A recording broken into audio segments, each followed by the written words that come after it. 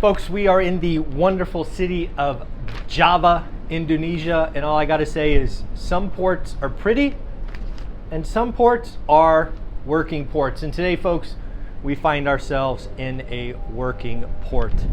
A lot of activity going on. Look forward to getting out and about in the great city of Java. I just like saying that word, Java. Anyways, let's get into the news. We got to start with PCE. PCE comes out later. Actually, by the time you're watching this, it actually might already be out.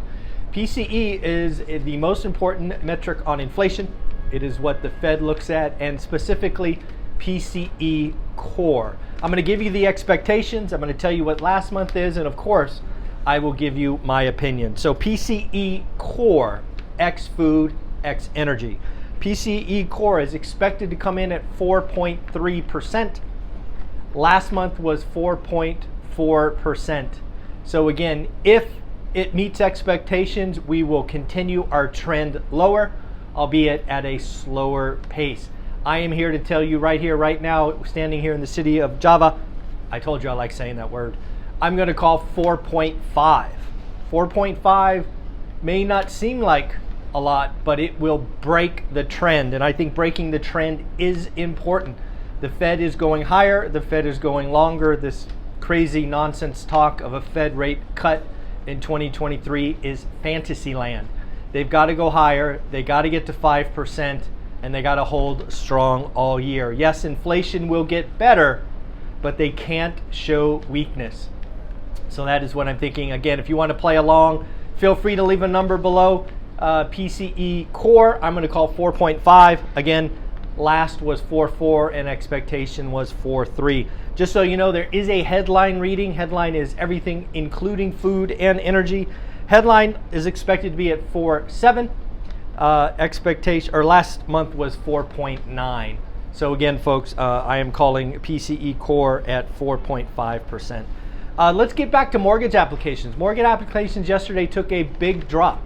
And I thought a lot about that yesterday. And all I have to say is I am thankful mortgage applications took a big drop. Because again, remember, in a broken housing market like we are talking about, we are not getting the supply, right? The supply is not coming from the move-up buyers, the first-time units that we all need to get started. So more applications would be a bad thing. We need mortgage applications to come in while we wait for inventory to build and we see where we go from here. I put out a video this morning or yesterday talking about the housing market won't recover until 2025 best case, and I really believe 2026 is the answer. And it can't be, without stealing my thunder, what I am talking about getting back to by 2025, more likely 2026, is 6 million transactions. Yes, folks, for more than a decade, we averaged 6 million sales. We did 5 million last year. I believe we will do 4 million this year. It's just a broken housing market for years to come. As the move-up buyer stays put, we have no entry-level homes. Luxury is dead. It's just where we are. So again, I am thankful that mortgage apps are down. The last thing we need is a lot of demand and no supply, because you and I both know how that ends. So again, very interesting to see. Jeffrey Gundlach is out saying he's getting ready for a hard landing. Jeffrey Gundlach clearly is a bear. He is talking about putting his money to work in U.S. Treasuries. I actually want to talk about U.S. Treasuries because, again, they're yielding 4 or 5% depending on the 10-year or the 2-year. This is important for real estate, specifically commercial and even residential, right? A lot of syndicators, a lot of commercial investors, they talk about cap rates. And essentially what a cap rate is if you had no debt on the building, what would it produce? And so if you have a 4% cap rate, for example, why the hell would you buy the building? Go get a treasury for 5%.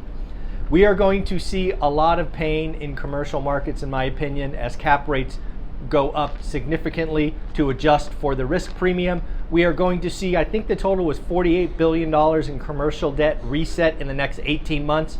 Some of that will be extended and pretended. Some of that they'll do a big balloon payment, but a lot of that will be forced sales as people need to get out of bad deals. It is coming.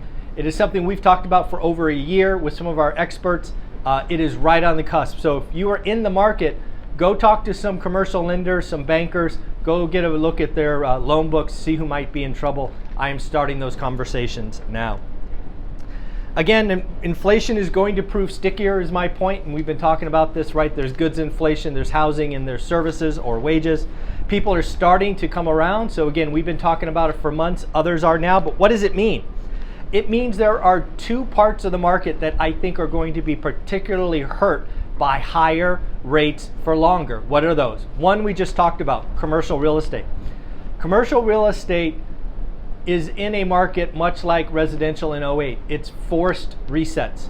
Their debt structures come back. If you have a 2-year bridge debt or 5-year ARM, you are forced to come back. And if your cap rates went from 4 to 6.5, your debt went from 3 to 7, you are in trouble, my friend, because the value of your building went down 25%. Your equity position going in was 30. You're underwater in a big, big way. The others that will feel it are zombie companies. Yes, I think there was a stat I read of something like 12% of the Russell 2000 are zombie companies. What is a zombie company? These are companies that don't produce enough income for operations. Said another way, they're living on debt. Now, some of these companies will reposition. They will stop growing at all costs. They will get to cash flow positive. But many of these companies are not worth the money that is invested. Their cap tables or their investors in will be best case getting pennies on the dollar, so it will be pain. Residential real estate will not feel any great pain. Yes, when people get laid off or they move or all of that, there will be some pain, but this is not foreclosure wave. 4.2 forbearance is not a problem. The pain's not coming to residential, at least in the short term, but it will come to commercial and zombie companies. Mike Wilson, don't know if you know that name, but he is known on the street as one of the biggest bears. He works at Morgan Stanley. Mike Wilson's his name. He's basically saying 2023 is going to be a sideways year from here, pretty choppy, nothing big to write home about. But even the big bear is saying, watch out for 2024. It could be a good year. If the Fed beats inflation, we get something sub 3. We're on track to sub 2. Rates could come in. Yes, Mike's saying, hey, if we get rate cuts in 2024, that will be net positive for stocks. So again, we happen to be operating in a rough year, but this is 1 year in a multi-year journey. So please keep doing the work. Never stop. There's always deals out there. Learn your skill.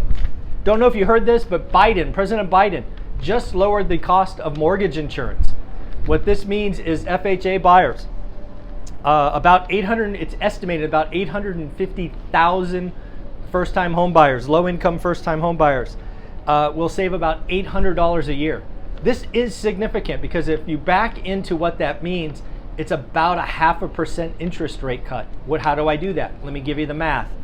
$800 a year savings divided by 12 is $66. Now, if you take a $200,000 mortgage, you times it by 7, and then once again at 7.5%, you will see the savings is about $66. So President Biden just lowered the interest rates for first-time home buyers. I think that is a good thing, but realize that creates more demand. It just does, and again, we don't have any supply. But yeah, I'm happy. For some people, that $66 will make a difference. Maybe you get a yes answer instead of a no answer. So again, I think this is a great thing. I think mortgage insurance, they have a rather fat kitty, so lowering the fee is a wise thing, and I think a good thing. Jamie Dimon, he just said something today that frightened me and should frighten you. He said the Fed has lost a little control of inflation. And this is something you and I have talked about. A lot of people talked about disinflation and goods inflation, and you and I were like, hey, that's over. We're looking at housing and wages. It's not over, folks. This inflation battle is going to go on until 2024. So very cool. Weekly unemployment claims, again, you and I should talk about this once a week, every Thursday. Weekly unemployment claims came in at 192,000, down. Yes, folks, down 3,000. I've said it many times, the Fed needs to get that number over 300,000, and we have been under 200,000 for quite a while. Got some earnings that came out. Carvana, most interesting, Carvana's CEO says we are going to go in a cost-saving mode. We're going to try to save $1 billion in operational expenses in the next 6 months, folks. That is going to likely mean layoffs. Also, probably some office restructuring, some subleases, things of that nature. But look for layoffs at Carvana. Autodesk beat top line, beat bottom line, but gave weak guidance. And then the last thing to talk about is a surprising trend in the housing market. I believe what we are about to see is in 2023, new home sales. Yes, folks, I'm saying it right here. New home sales will surprise to the upside, while existing home sales will surprise to the downside. Please know that existing home sales is much bigger than new home sales, but new home sales are going to surprise people to the upside. Why is that? Because new home sales are in the business of selling. Existing home sales, generally speaking, don't have to sell. What do I mean by that?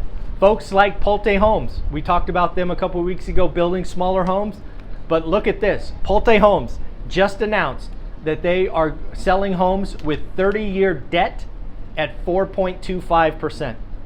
Yes, folks, you can get 30-year money at 4.25% by buying a Pulte home. How are they doing that? They are not discounting the price. They are paying the fees to buy down people's interest rates to 4.25%. That will sell homes. How do you know? We just had a conversation 2 days ago about when rates get sub 6, buyers come back. So if you are looking for a new home, you're going to go to Pulte and say, hey, give me some of that 4.25% money. So again, Pulte Homes margins may get compressed, but maybe their supplies are getting lower so they can offer a discount. They are not going to drop the price. They are going to hide the discount in the fees. So yes, I think new home sales will surprise to the upside because builders have to sell. That is their job. Well, existing home sales, they'll just wait it out, sit on their sub 5% mortgage, and buy sometime later. All right, folks, take one more look at the lovely city of Java. Yes, it's about 7 o'clock in the morning, and it is hot. All right, we'll see you later.